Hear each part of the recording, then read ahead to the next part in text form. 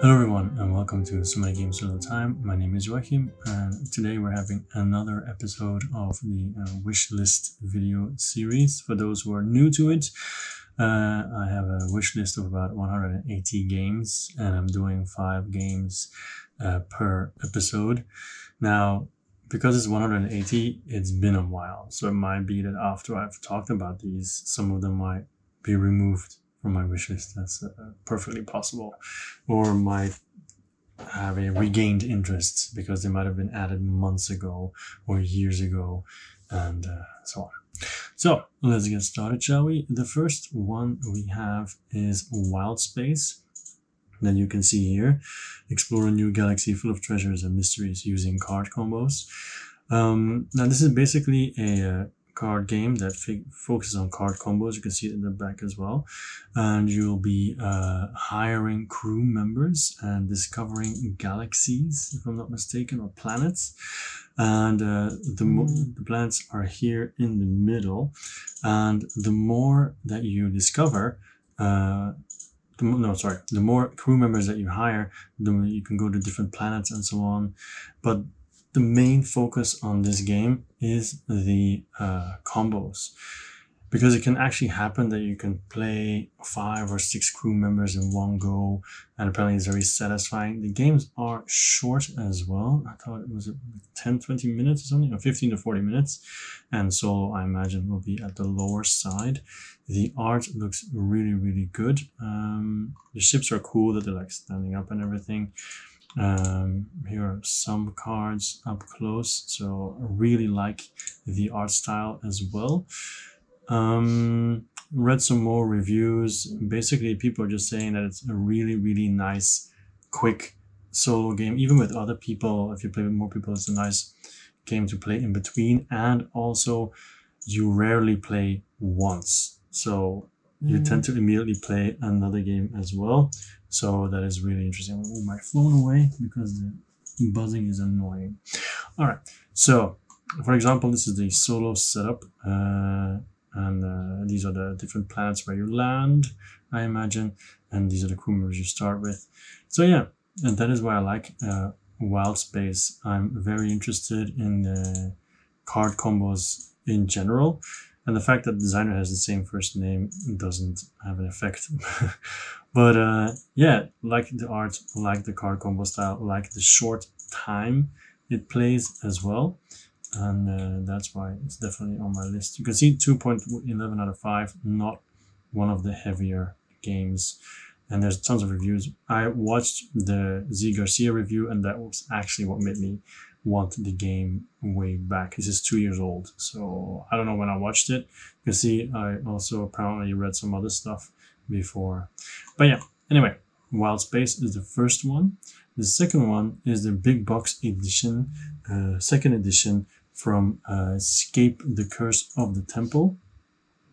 So it's from 1 to 6 players, but the reason why I'm interested in this, and this is just the big box, of course you can see it has a ton of stuff in there, but it doesn't have a lot of applicable pictures here because it's just the box and everything. So this is the original game, right?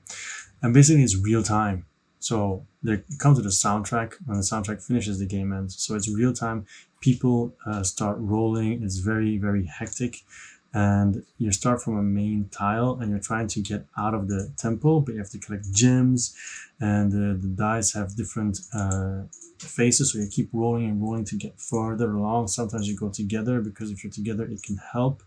So here are the die faces that you can roll, and the more gems you collect, the easier it is to escape in the end, because somebody will find the exit tile and then you just all rush out there and try to escape altogether. But of course, if you are too slow, then you will lose, right?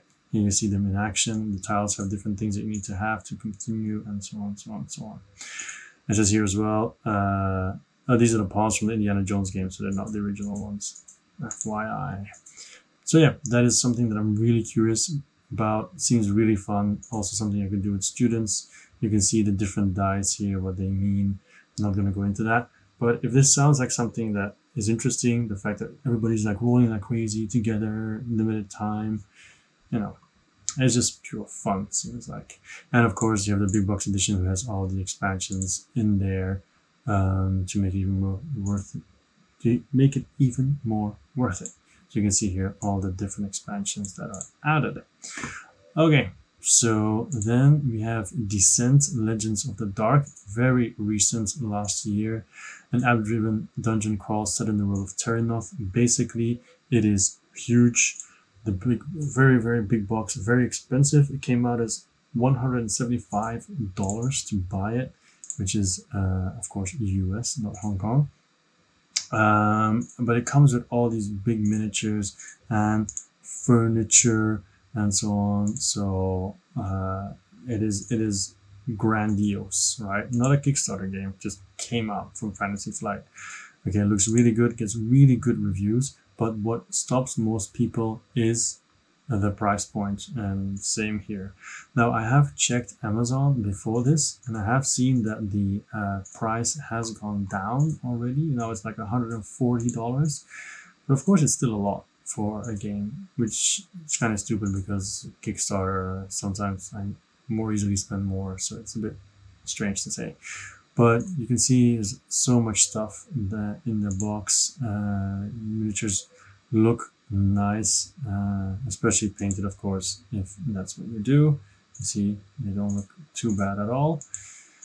But it's very pricey. But once again, many people are very, very positive about it. The app is amazing. The maps that you discover as you're playing different adventures seem very, very cool. There was someone that I read about who played the game 8 hours in a row, which of course is very long. I guess it was very good. So yeah, just a lot of stuff in this box. So nothing here has been added. This is already in the box. So yeah, it looks really epic, but the price point is a problem. The next one is Dawn of the Zeds, 3rd edition. I only have one zombie game, I think, and that is Zombie Dice. I don't remember anything else that I have with zombies. And I always thought like, man, no, I'm not really interested. But this one, it's 8.2, defend Farmingdale against the zombie horde. This one appears to be really, really, really good solo. So basically, you are protecting the town of Farmingdale. You see the town center where you can do a bunch. Zoom in even more. Yeah, where you can do a bunch of stuff. You have the different scenes downtown and so on. The general hospital, because people can't get injured and so on. And you can see the mountain track, highway track, tunnel track, suburbs track, and forest track. All those areas are where the zombies are coming from that you have to deal with. And when you play solo, you have 4 survivors with special abilities that you start with.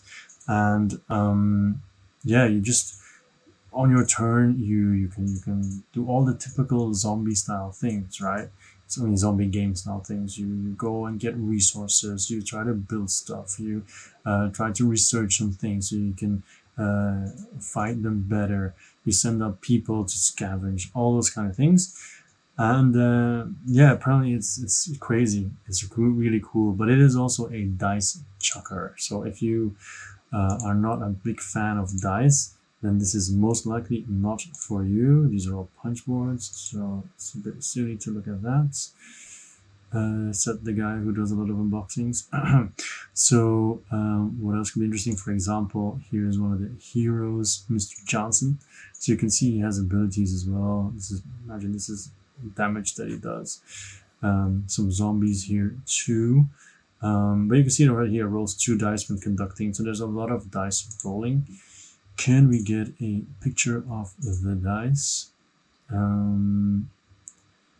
But yeah, so this is basically on word of mouth and some research saying that this game is really, really, really good solo, but also these days very hard to get. I think normally this should be like a $50 game, but they're selling it for $70-$80 now because of the limited supply, I guess, or limited yeah. So yeah, that's Dawn of the Zeds, basically typical defend your city from the zombies and apparently it's really good. Best 1 out of 1 to 5 players. Thematic is 62nd. So yeah, and 3.79 is just oh yeah, it's also famous because it has 5 rule books. Okay, also very interesting. Yeah, so okay, that is all the Zeds. Then I have Lucidity 6-sided Nightmares. Now, I already used to own one of the games from Shannon Kelly, which is Runica and 6-sided spell books. You can see that gets 7.2. This one only gets 6.3. Now, the reason why I was really interested in this game, and yes, I did say was because of the very awesome looking dice. You know, I'm a sucker for dice. And you can see they look really, really cool. These are the prototypes, so don't pay attention to that. But let me take a look more at the finished version of it instead of, here we go. So you can see it looks really cool. It's about dreams, and you're pulling dice out of a bag, but you're putting certain things back to get certain powers. And you're trying to keep the dreams out, but if you're failing, you can actually go the opposite direction and try to become the worst nightmare and so on. But sadly, it appears that this is it's a simple push your luck game, right? But this is a print and play prototype. But I'm no longer interested in it because after doing more research, it just seems a little bit too simple for me. And also, I used to own Runica, which is a little bit, I wouldn't say similar, but it also has, so enough about Lucidity, but about Runica for a bit. It has the same really cool dice, as you can see, right? Same style, really, really pretty. But this one is more about trying to solve a puzzle. That, I mean, you have your own board that you can actually twist and turn.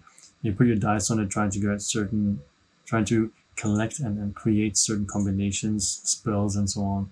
And it was okay, but it did get sold during one of the callings because when you play multiplayer, it takes way too long. Because it's a puzzle, right? People tend to think for a long time. And this is one game where everybody thought for a long time, not just, people with known AP or whatever. So anyway, so this was quite enjoyable solo though, but in the end I had to go because of the calling. So these were the 5 games of today. The first 4 will remain on my wish list. The 5th one, Lucidity, sadly will disappear from it. But even though I start out with 180, games are sometimes still added, so the 180 was just a start. I'll keep going until I've covered them all, I guess. Okay, thank you very much for joining me here. Make sure to subscribe, like, or leave a comment on how you feel about these games. That's it. Okay, my name was Joachim. So many games all the time. Bye-bye.